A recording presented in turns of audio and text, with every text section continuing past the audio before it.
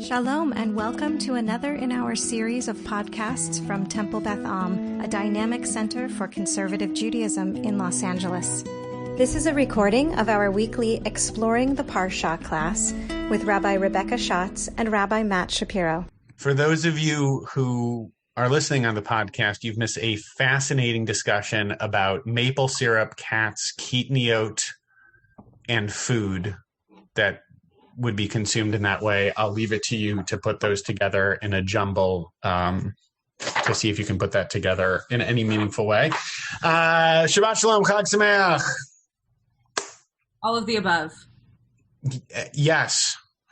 Hope folks are doing well. Vayikra continues to be... Rabbi Schatz, how are you feeling about Vayikra these days? Well, I made a joke to a bunch of Ziegler students yesterday when I was asking them if they would like to join me next week, that we are trying to find verses that we find interesting or that people don't often talk about. And the joke that I made was, which seems to be most of Vayikra. Most of Vayikra. Although, Ilan, I was wondering if you were boycotting all of Vayikra. In the middle of a sentence. But then... Sorry. Oh, sorry. I stepped on your punchline. Sorry. But then the comment back was that next week we don't read from Vayikra. There you go. It's Pesach, and we're reading the splitting of the sea. So during class, we're going to get to talk about the splitting of the sea. Okay, now Elon can speak. That's just nothing to say. I mean, it is a book entirely, and it's not particularly. If it was gorier, more explicit, a lot more entrails, it would pique interest. And if the sexual parts or the sexual prohibition parts were more graphic, perhaps that would spice it up a little bit. But yeah. You want the NC-17 Vayikra, the director's cut. What was that show that everyone was watching for a long time that was like super gory and super sexual? Game of Thrones? Game of Thrones. I just couldn't think of it. Yeah, thank you. It's like the Game of Thrones version of Leviticus. It's Vayikra. It's Vayikra. Tell your students that, Rabbi Schatz. They can write their own version of it. Exactly. I will. Thank goodness I teach Mishnah, so I don't have to talk about Leviticus. Okay, Rabbi Shapiro, why don't you get us started? That was me getting us started. Okay. That was also Rabbi Schatz informing y'all I will not be here next week because I'm taking the holiday off, and it's also my birthday on Friday.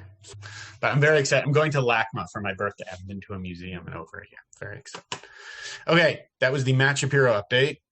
We should probably talk about the Torah a little bit since it is a Parsha class. Right, Rabbi Schatz? That would be awesome. Is that helpful? It is helpful, yeah. Okay, good. We're going to be picking up right at the beginning of the Parsha, Parshat Tzav. And also not, as last week, not a ton of preamble, both, we're not really catching up in narrative or anything, and we're also going to be picking up pretty much at the beginning of the chapter. So God speaks to Moshe, saying, command Aaron and his sons thus, Zot Torah Ha'olah. I'll just specifically point out, I saw a comment in the Eitz Chaim saying how laying out the hypothesis that basically the first few prakim of Vayikra are specifically for the people. I was referring this to a little bit last week when I was talking about how Vayikra is sometimes referred to as Torat Kohanim.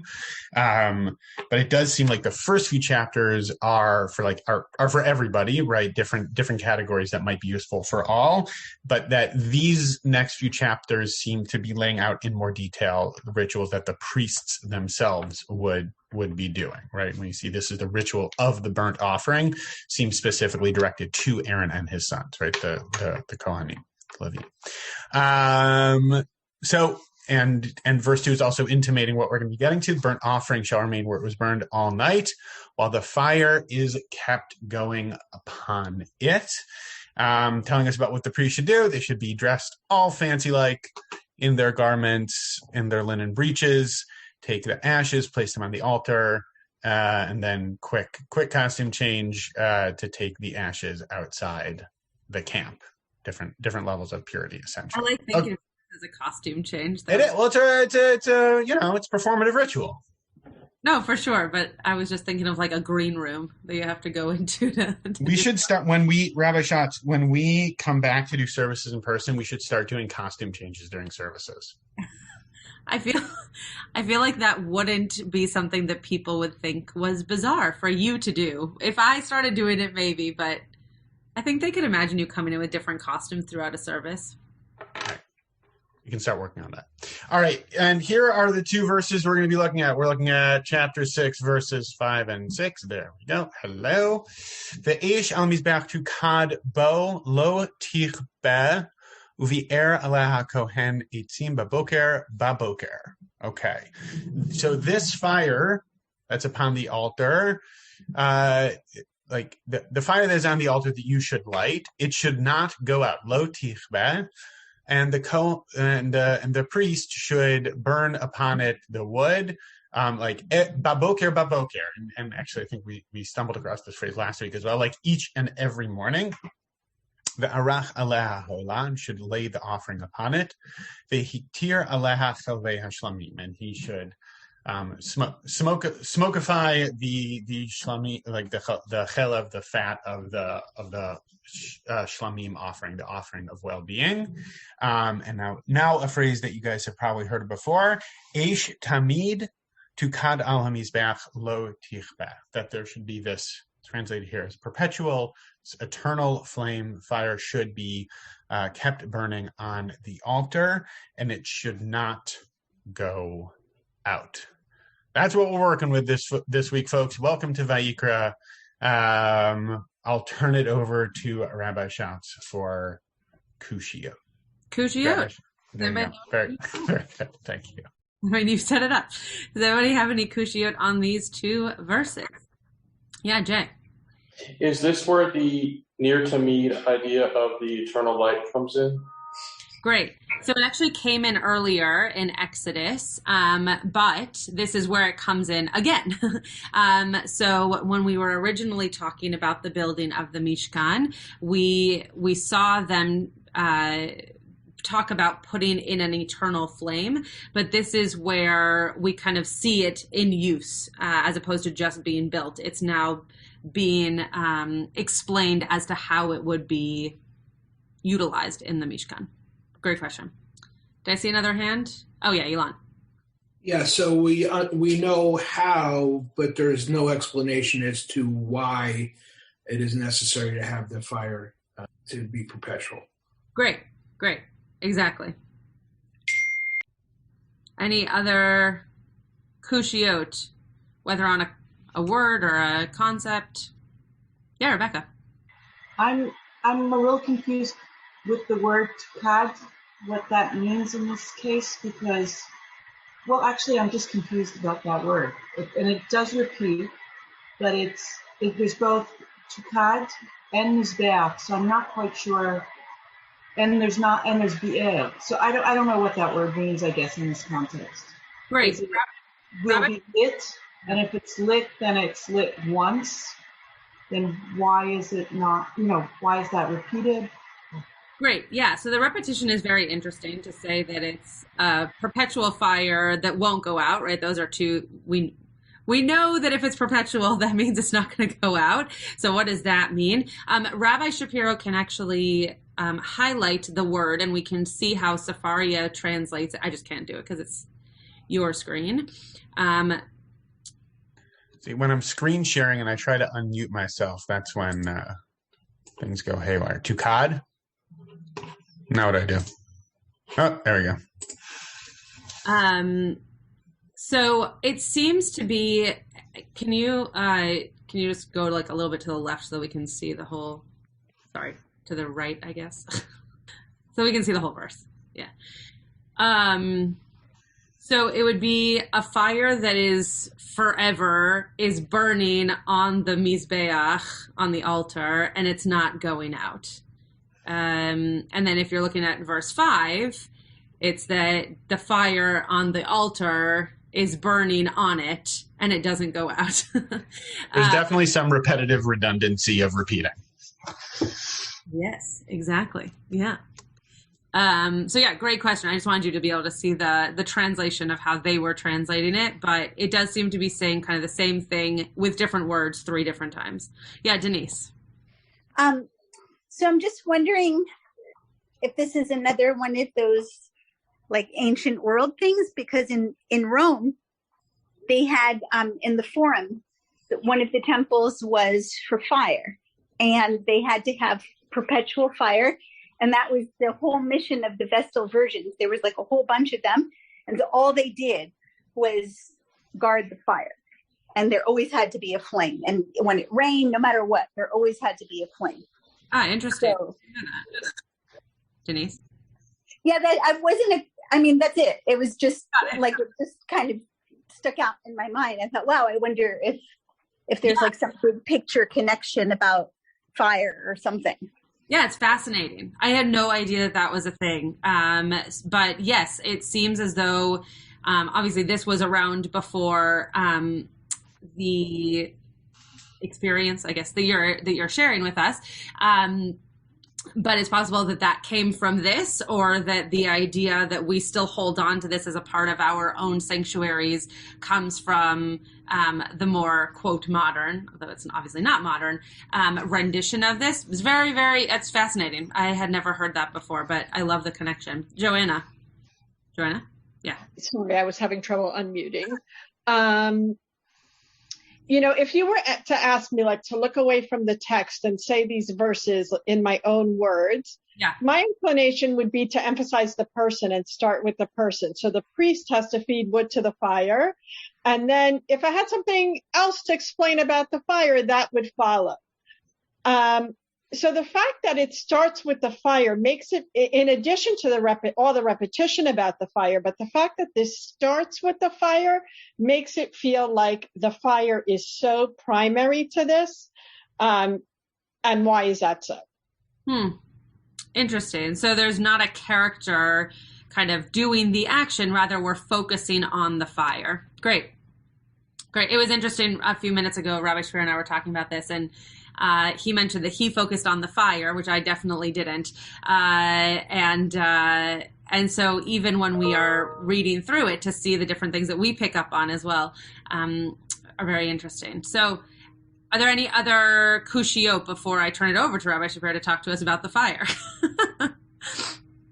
Okay, Rabbi Shapiro, go ahead. What a great segue that we didn't even know was going to happen. Well, I will say, in hearing the kushiyot, the one thing that popped up to me is actually the one thing that I saw in terms of were you going to talk about the piece from the Yerushalmi about the Tamid? Were you going to take that? I don't think I have that. Okay, cool. So I'll okay. A lot of the stuff, like Rabbi Schatz was setting up, yes, is about the fire, but it is definitely in the more metaphorical construct of what fire is and how it works within our tradition. Like, it's not shot. Like, I wouldn't call it interpretations of the psukim that are working with like the plain, straightforward meaning of the text. I would say they are more interpretations that take the idea of fire, which, you can think about fire burning bush, fire as the pillar of fire that walked with us through the desert, fire as a key component of Revelation, right? Like there's all sorts of ways in which fire as a symbol shows up in the Exodus narrative, like leading us up to this moment, and a lot of them play with that idea.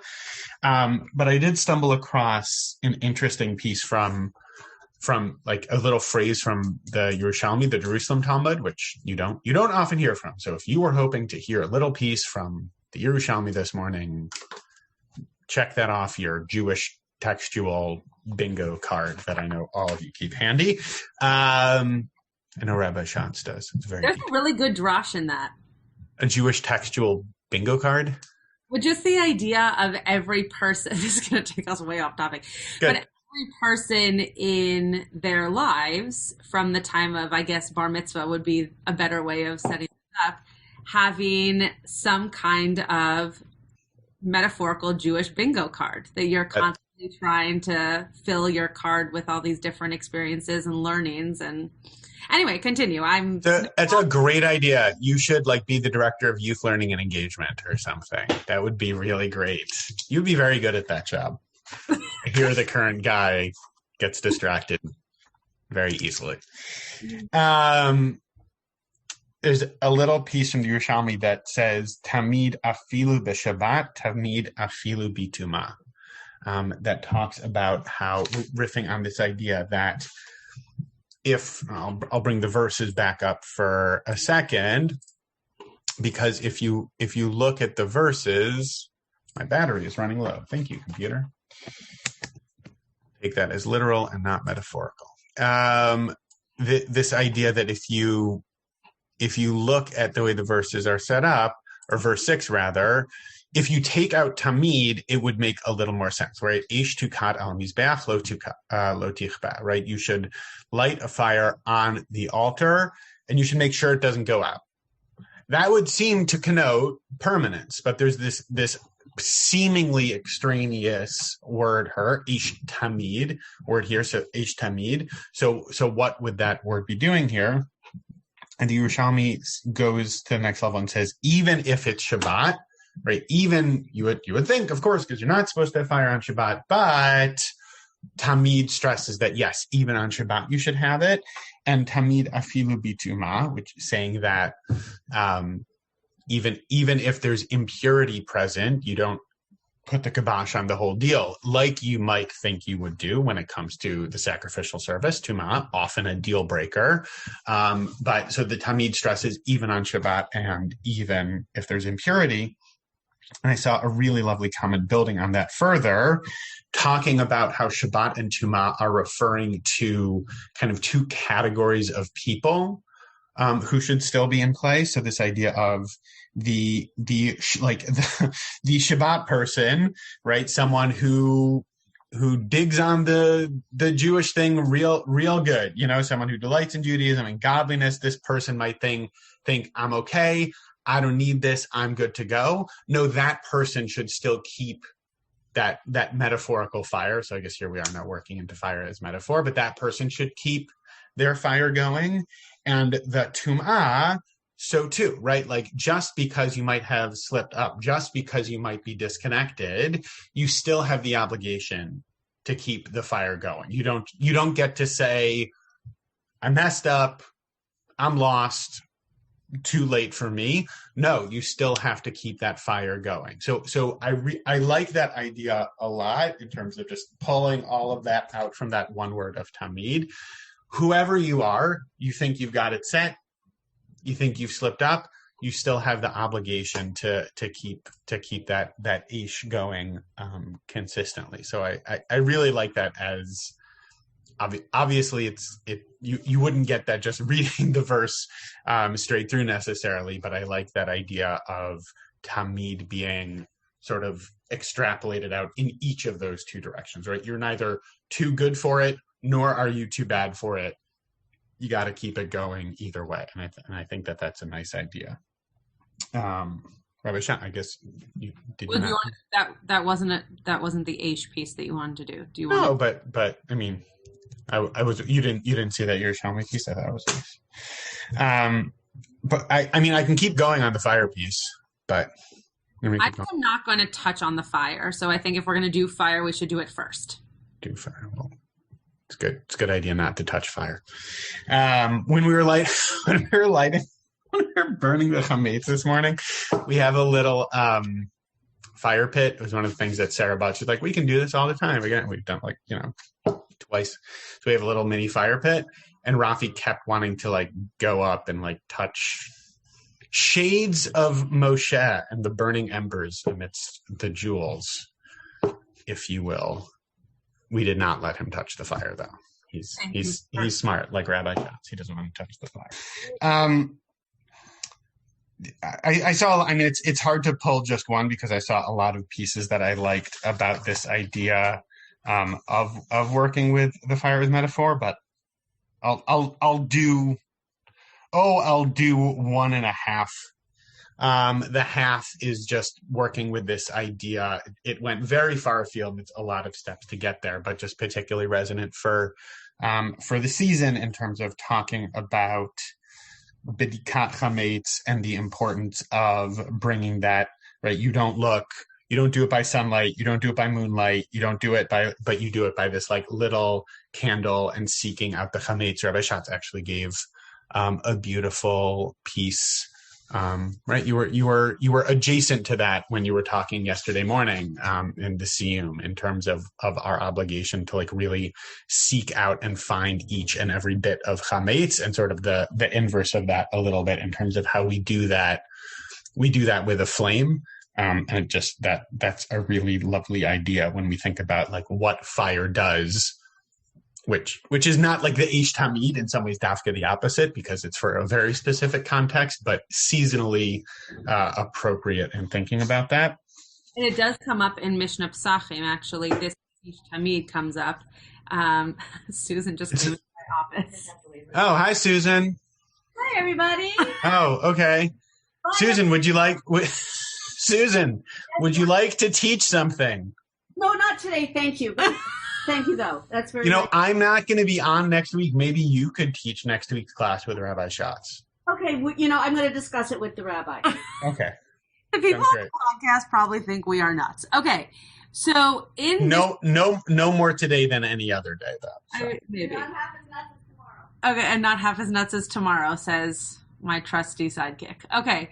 But in Mishnah Psachim, they actually do talk about this particular use of the flame, which is really interesting because it's not in the ways that you would that you would expect it to be based on Bedikat Chametz, but it talks about I'm trying to just read the part where it's talking about anyway, we can get to this later if people want to see it. It's in Mishnah Psachim 5:1. But the way in which was actually the part of the Mishnah that I read for the Siyum, it is incredibly boring. But it talks about how this fire is used for the sacrifice, for the Paschal sacrifice. Go ahead. You can keep going. My prakim of Mishnah Psachim were also not exactly riveting reading, although it did start out with an extremely gross description of how you should shish kebab your Paschal sacrifice that talked about whether the Ilan, this is actually perfect for you. It talked about whether the entrails need to be inside or outside your offering. So I commend to you, and really only you, the very beginning of chapter 7, Mishnah Psachim, for if you want to gross Annie out before you guys get started tomorrow night. Yeah, I'll let her know. Yeah, always happy to provide something for the reading list. The Sfat Emet, the Gera Rebbe, has a really beautiful piece on this. Again, I would not describe it in any way, shape, or form as the pshat of these verses, but he works with the idea of the Eish Tamid in a really beautiful way, working with it, yes, as a metaphor. It's a much longer piece, but I'll bring it down to just 2 sentences that I think encapsulate it nicely. He says, "In the soul of every person there lies a hidden point that is aflame with the love of God, a fire that cannot be put out."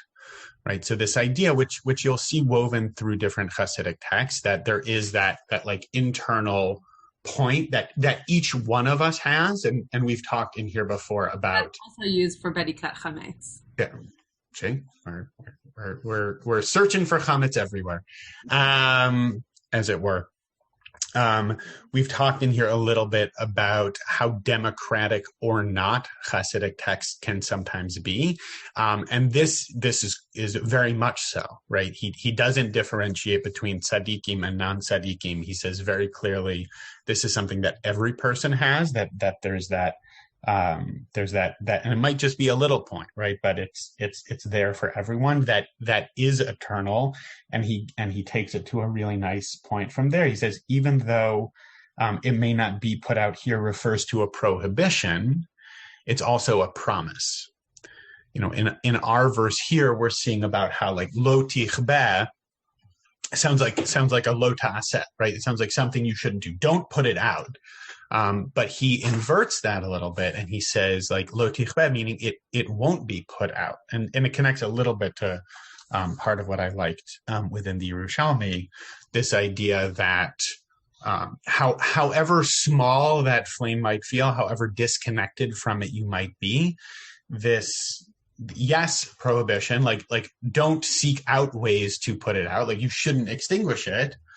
But also that there's an implicit promise there that it won't be extinguished, that whoever you are, you still have that within you. I mean, connecting it back, I suppose, to what Rabbi Schatz was saying, this idea that in terms of the B'dikat Chametz, you always have the ability to like seek out whatever it is you need to seek out within yourself to cleanse, even if it feels very difficult. Rebecca, I see you put in the chat, but you have to feed it every morning. Yes, like I don't know that it's a total, like the best midrashim and the best interpretations are like a seamless hook, right? Like back into the original verse. I think this works like 80% of it, right? I don't know that it's totally seamless, because you're right? If you go back into those verses, you do have the obligation to be piling the wood on each morning to make sure that you're sustaining the flame. I don't think I can double check quickly now. I don't think he speaks to that piece specifically. Part of why I said it's not exactly a pshat read, and I'm still gonna like take the nugget of Torah in there and run with it, right? I do still think it's a lovely concept to be playing with, particularly through the lens of B'dikat Chametz. I'll offer that and pause there. Any thoughts on that before we move to a different angle? No? Okay. I will share my screen and add a bit onto that. It's interesting when we didn't share these sources with each other, but it's interesting when we were talking right before, and I said I'm not focusing on fire, and Rabbi Shapiro said that I am focusing on fire and not on the idea of tamid, and yet some of the ideas do overlap, even if those aren't the concepts that we're focusing on. So the thing to me that was particularly interesting goes back to, I think it was Jay's point of the ner tamid, right? Why do we have a ner tamid? What's the significance? What's the reason? Though it did come up earlier on in probably Parashat Truma, though I don't actually remember if that's where it comes up the first time. Though it comes up before, what's the significance of it? We have it today, right? It's clearly something that continued on, whereas other things have been left sort of to the wayside. So here are the verses again. Let me just move my screen a little bit so I can see you and the verses. And Ibn Ezra comments on both of these verses, one right after the other. And I found his two comments to be quite interesting. One of the things I really love about Torah commentary is that if you just read one commentator all the way through the Torah, you would almost have, does anybody know the book Something from Nothing? It's a children's book. It's about you got it in about 8 different forms from PJ Library. Yeah, so I have lots of extras if anyone wants a copy. It's a lovely tale, and I have about 45 different versions of it. So it's a beautiful story that a grandfather is helping a grandson create something from a blanket, or maybe not from a blanket to begin with, maybe it becomes a blanket. I haven't read it. It's a blanket, and then it's a jacket, and then it's a sweater, and then it's a vest, and then it's a tie, and then it's a handkerchief, and then it's a button, and then oh no, he lost the button. Okay, and you can't make something from nothing, but he made a story. Thank you, Denise. So thank you. That was a lovely recap of the story. And the story actually doesn't matter at all, except for at the bottom of the book, the author created these little mice that do things with the scraps. And so while the grandfather and the child are getting rid of pieces of the item, and it's getting smaller and smaller and smaller in the story, on the bottom, these little mice are doing something with it that they're making it into. And it's a really beautiful way of thinking about our commentators on the Torah, that they take a little piece and they grow it into something that was really little in the Torah, but is now becoming its own thing. I'm completely ignoring Rabbi Shapiro, so we're just going to move on. I'm just picturing all the Mefarshim as like little tiny mice, like in Cinderella, like having conversations about the Torah. It's the way that I teach kids the importance of commentators. I think it's a really amazing. If you've never seen the book, you should get it. It's like $1. You should get it, and you should also check out the mice that no one ever pays attention to at the bottom. And you should also make sure to rewatch Cinderella. So Ibn Ezra, which has nothing to do with this, Ibn Ezra comments on verse 5 by saying, this verse repeats the fire, Pam Shenis Lehosif Al Tichbe, Lo Tichbe, sorry, Freudian slip. The fire on the altar will be kept burning in order to add, it must not go out. Right? And then Ibn Ezra adds, bayom, during the day. So what Ibn Ezra is saying here is that the reason that it repeats this phrase that Rebecca picked up on is to really emphasize in this verse that it can't go out whatsoever, right? It needs to continually be fed and the coals need to be continuously stoked and all of those things.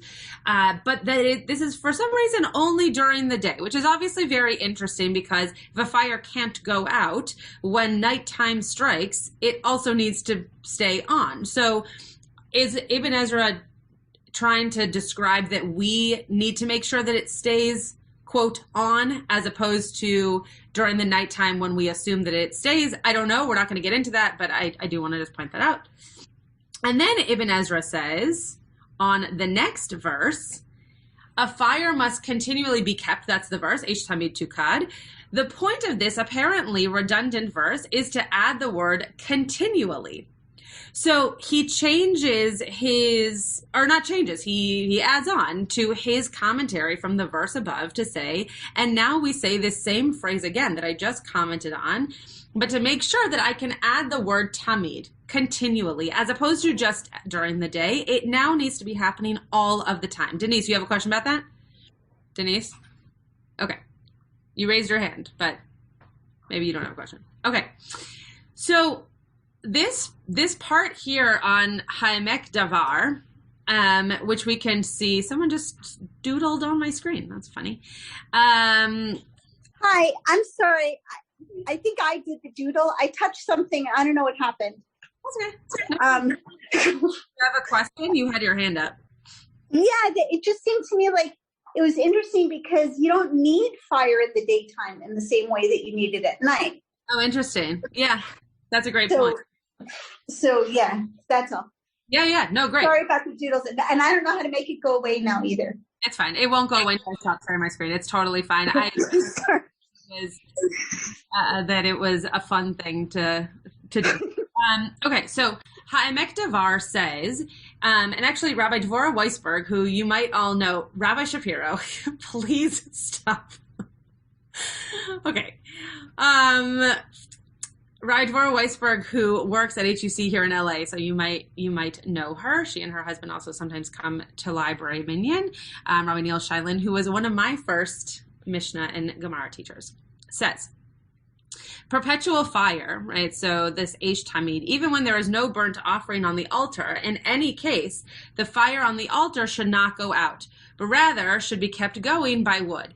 What's so interesting about this, and she did the translation, those were the words of the Ha'emek Davar, but she did the translation. What's so interesting about this is that we don't often think about what's happening to this fire if it's not in use. And so the Ha'emek Davar is saying it needs to continuously be going, even if no one's using it. And I love thinking about how that connects so much to our own sanctuaries, right? That even when our sanctuary isn't being used, it's set up, the Sidurim are in there, it's ready for use, but we keep it in such a way that it is ready, even if it's not in use in the moment. And there are many other things, obviously, that we could equate that to. It's not just our sanctuaries, but the way that we could make perpetual fire into a metaphor that there are things in our lives that we just keep almost like ready to go, even if we're not using them in that moment. The next piece I want to read is from the Maggid of Mezrich. Says that instead of reading, what? Are you excited that I'm reading the Maggid of Mezrich? You're a Hasidic again. I just, I pop into the Hasidic realm every once in a while. The Maggid of Mezrich said that instead of reading the phrase, "it shall not be put out," we can read it, "it will be put out the not." Now, just hold on. That's not English, obviously. It takes the Jew past the threshold of commitment where she or he stands in hesitation and says no. The fire of infinity descends upon a person only when they have perfected their own fire and gone to the limits of their spiritual abilities. A person is answered by God not when they resign themselves to despair, but when they have reached the frontier of their own capabilities. So, like many other things in Hasidic Judaism, this sort of makes sense, and you kind of listen to it and you're like, okay, I get it, and then all of a sudden you don't get it. So the piece that I take away from this, I'll just speak for myself and then would love to hear what others are taking away, is that this idea of an Eish Tamid is not such that the fire was used for warmth or always for sacrifices or really even to have it going all the time, but rather it was a way for there to be something constant, that there was always a constant. And in this case, it was fire, which, as Rabbi Shapiro pointed out before, you could drosh out into many different ways, but that we think of our own souls, of our own motivations and inspirations as also something that you need to stoke, right? A fire that's there, but that can get bigger when you are excited by something, or can be a little teeny tiny pilot light when you are not. And so this Hasidic piece just reminded me when I read it that this Eish Tamid was also in the middle of this Mishkan, potentially a way for us to remember that we get to be that perpetual fire, that we actually have to figure out what it is that we can keep going and we can ignite, to continue using these words, that will allow our connection to that Mishkan to remain. And so we actually are the ones who are allowing it to be tamid. It's not that the Eish needs to be something continual, but that we need to be the ones who keep it going and keep it aflame. It's interesting. I'm forgetting where I saw it, but as I was collating stuff, I didn't put it in the pieces that I compiled. But I feel like I saw something that was exactly the opposite, because it seems like the Maggid of Mezrich's interpretation is that it needs to descend from God. But I feel like I saw something that said the opposite, which was basically that what's noteworthy is that the fire needs to be generated. Like the goal of some of these sacrifices is that the fire completely consumes the offering, right? That it needs to be fully taken up. But what's indicated in these verses is that in order for that fire to consume the offering, first the fire needs to be generated by the people. And it's only when there's that sort of action taken by the people doing the service does it lead to the fire coming from God. Like the fire that God might generate is always there, but like we have to take the action first, and only then is the action complete. But it's contingent on us taking that action first. Otherwise it can't happen. I wish I knew where I had read that, but I know I read it somewhere in prepping. I like it. It's like exactly the opposite, but I really like it. Correct. Yeah. Anybody else have any thoughts on this or your own interpretations of what an Eish Tamid could be? Also interesting, by the way, while you're all thinking, it's not a Ner Tamid, it's an Eish Tamid, right? Which is actually very different, right? An Eish is seen as something quite big that can kind of get bigger or get smaller, whereas a Ner is always pretty small, right? It's not a torch, it's not anything that is going to produce very large flames or heat. It's just one little ner. That's why we use it for bedikat chametz, as Rabbi Shapiro was talking about before. So it's interesting that the word is eish and that we've then changed it to be ner. Any thoughts on this? No. Okay, Rabbi Shapiro. I like what you said about the Hasidic idea. I thought that it's nice. Yeah. Thank you. I mean, all I did was find it. But yeah, it is nice. I mean, it's a nice way of at least connecting to something that feels so out of our own bounds, right? A lot of this is just so beyond us in terms of our own practice, or even something that even if it was accessible to us, we might not be so excited about. But this seems to be something that we can be very connected to, and whether that's through that spiritual connection or just generally, it's something that we have and we use. Rabbi Shapiro, did you have anything else that you wanted to share on these verses? I have other pieces that I'm happy to, but if you have a burning desire, very good. Just to share something that you found, I'm happy to defer. No, I don't. I have like a very technical piece, which I don't really want to end on because it doesn't give so much like thought. So if you have something that would be a better ending piece, I'm happy to listen and share my thoughts on it. Sure. Which one of these do I want? The cat is snoring very loudly as well, which I've gotten used to my kids screaming, but I've not yet gotten used to the cat snoring. So, I'm continually laying out new challenges for myself. He snores very loudly. Just as a quick side note, I sleep very deeply. Like I sleep through kids screaming. I sleep very deeply. Sarah wakes up. I woke up from the cat snoring at like 4 a.m. and I had to go sleep. The cat was snoring so loudly. Very unusual. Trying to figure out for years what would wake me up that wouldn't wake Sarah up. Snoring cat, which would also be a great band name. There's a piece that I saw filtered through Rabbi Jonathan Sachs, Alav Hashalom. I'm actually building my sermon on Sunday has him as a focal point. I love his. If anybody doesn't have the Sachs Haggadah, it's so good. Even if you don't get it in time for your Seder, it's still excellent Pesach reading. It might be my favorite, and I'm particularly glad to be reading it this year in his memory. He pulls a piece from Reb Shneur Zalman, who makes a point of naming that there were actually there were two altars in the sanctuary. There was the outer altar and the inner altar.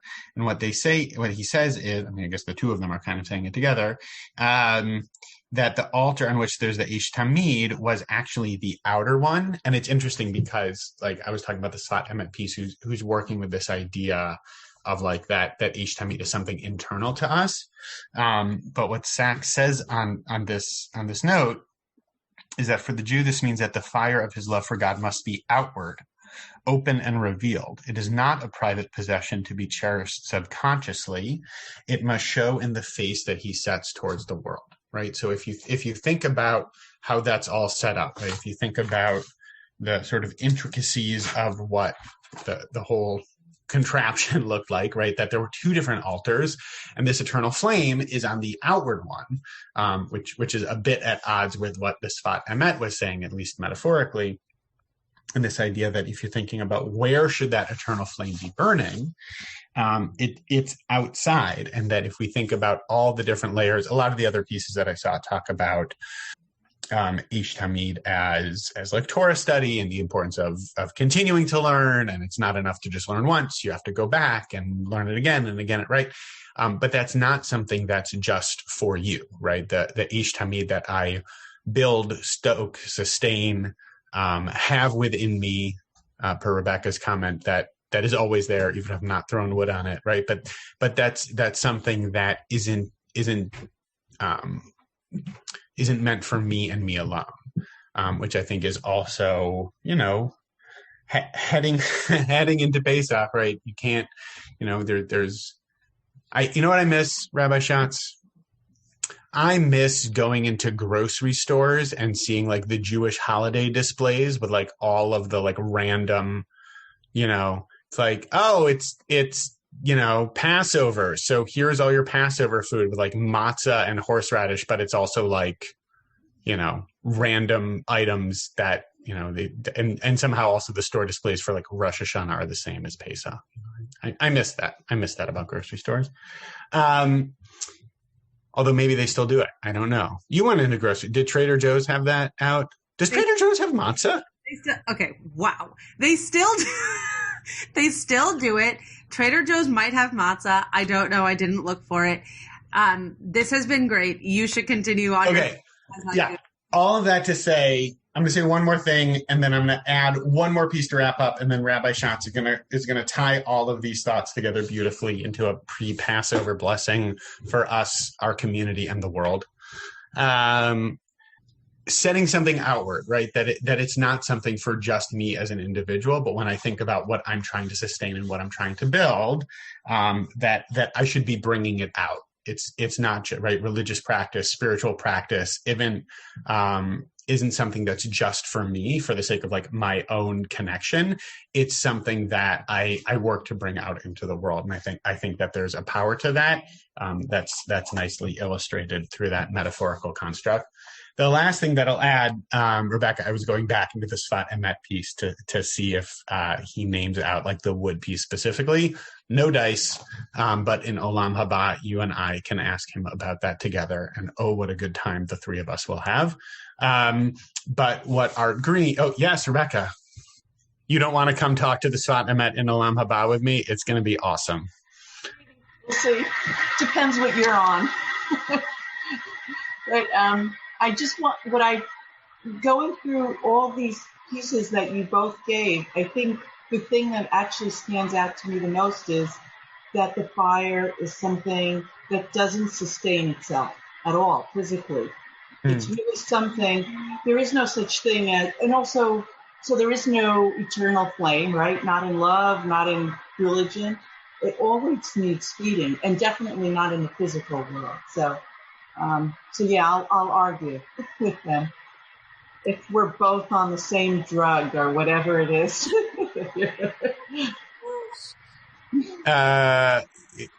Yeah. so we'll have a good time. Oh, Joanne. Oh, we're making Joanna nervous that she's not ready for. What, Joanna? You're nervous that you're not ready for. Talking about the displays that you had as your little tangent. Oh, got it. All right. Well, we're all in this pre-Pesach mode, a little bit distracted, some of us more than usual. The last thing I'll say, Rebecca, to your comment for what you and I can talk to the Sfat Emet about together, Art Green, who's ultimately, even though I might read a piece of the Sfat Emet in the original once in a while, usually I use Art Green's translation. And Art Green makes the point that I had kind of missed in looking at these verses. He makes the point that the opening verses of Parshat Tzav are recited in the Sephardic and Hasidic prayer rite each morning as part of the introduction to Tefillah, right? That these verses, which we are casting about a bit to find, pieces on, are actually integral to the traditional liturgy for a substantial percentage of the Jewish world. And I think, it's in some ways it strikes me as the medium is the message, right? If these are verses about something that you should be doing consistently, it makes sense that you would recite them consistently, right? That makes sense to me.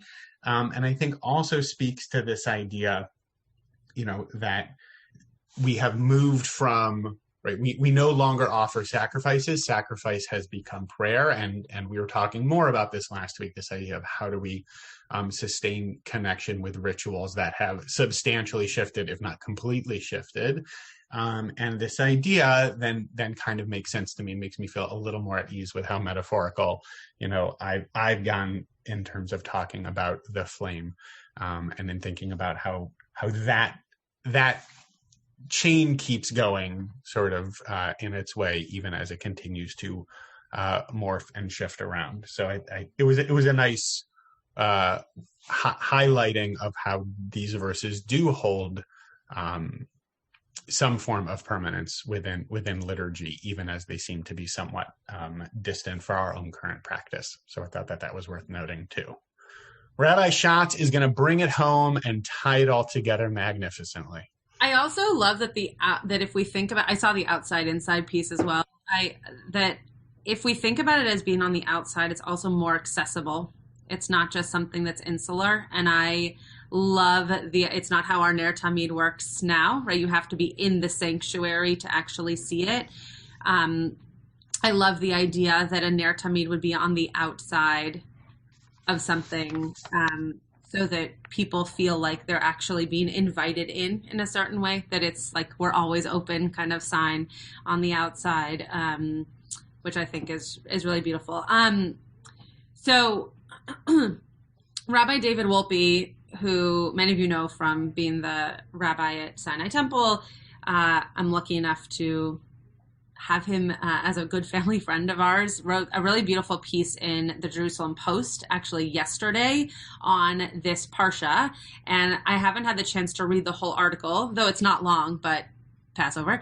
But the last paragraph here, it's called, I'll tell you what it's called, and you can look it up. It's called 2 Kinds of Forever. And when I saw that, I was like, ugh, I wish I had time to read this for our class, but I only saw it this morning. But this is his final paragraph. When Moses approaches the burning bush, he sees a fire that does not consume. It is a reminder that a life lived solely on the plane of passion is fleeting and destructive. Rather, we must reground ourselves, keep the flame in check, make sure it does not consume us. Jews are the people of the Ner Tamid, the ever-renewable flame. There have been times in our history when it flickered and seemed in danger of going out. Our faith and history teach us, however, that even in times when the glow seems dim or the day dark, the light will shine again. And I would just add to that, though obviously written beautifully, I would just add to that I think this idea of it needing to be something that we add to, that we're the ones who keep it going, that we're the ones who have to enter inside to see it, that we also need to be part of that we keep things alive. And even when it's harder, or even when it's the second year of Passover in a pandemic, that we do find those ways to make the light grow and be available for all of us to take advantage of. So that is my wrap up. Thanks for being on this crazy ride today that I take no responsibility for. But next week, some responsibility. Next week, I do take responsibility for having the class. I needed to maximize the Shapiro because I'm out next week. So I needed to cram twice the Shapiro in for this week to sustain that fire. Yeah. Lest it go out when I'm not here next week. Okay. I also, for everyone's enjoyment, there's a great Matisyahu song called Eish Tamid that I put in the chat if folks want to rock out to that. Great. So next week, we will have class. It won't be the next Parsha in our Torah. We will be talking about the splitting of the sea. So very apropos to Passover, but not the next Parsha in our canon. But I will be joined with a few rabbinical students, which will be really fun in conversation to hear what they get out of the story. I hope that you will join us, and a happy early birthday to the one and only Rabbi Matthew Shapiro. Chag Sameach, everyone. Chag Sameach, Shabbat Shalom. You have been listening to another in our series of podcasts from Temple Beth Am, a dynamic center for conservative Judaism in Los Angeles. If you enjoy these podcasts, we invite you to write a review on the Apple Podcast site or wherever you get your podcasts.